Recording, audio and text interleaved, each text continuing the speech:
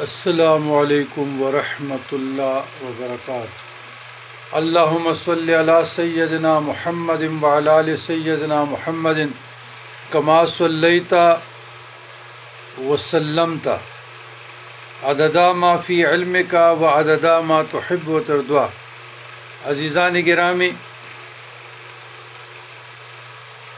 آیات قطب شمالی و قطب جنوبی، یہ بزرگان دین کی اصطلاح ہے اور بزرگان دین کے فرمودات میں سے ہیں صوفیہ کرام کے بعض۔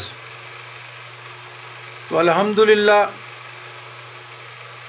جتنے بھی ہمارے دوست احباب ہیں ان کو بخوبی پتہ ہے کہ یہ دونوں ہی آیات حزب البحر شریف میں دعائے احتسام میں پڑھے جاتے ہیں، اور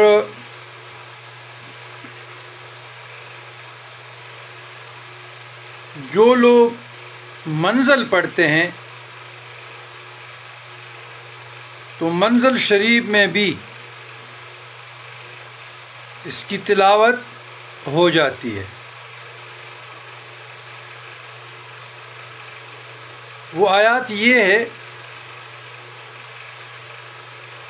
ثم انزل علیکم من بعد العم آمنة نعاسا یغشی طائفة منکم وطائفة قد اہمتهم انفسهم یظنون باللہ غیر الحق ظن الجاہلیہ یقولون هل لنا من الامر شیء ما قتلنا هاہنا قل لو کنتم فی بیوتکم لبرز الذین کتب علیہم القتل الی مضاجعہم ولیبتلی اللہ ما فی صدورکم ولیمحص ما فی قلوبکم واللہ علیم بذات الصدور۔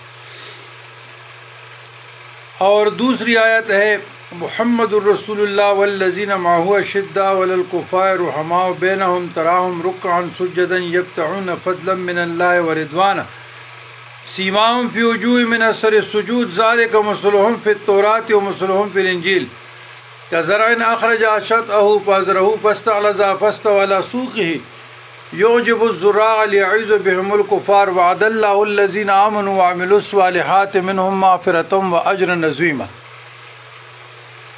عزیزان گرامی، ان کو کہتے ہیں قطب شمالی اور قطب جنوبی، اور اس کے خواص فوائد انگنت ہے۔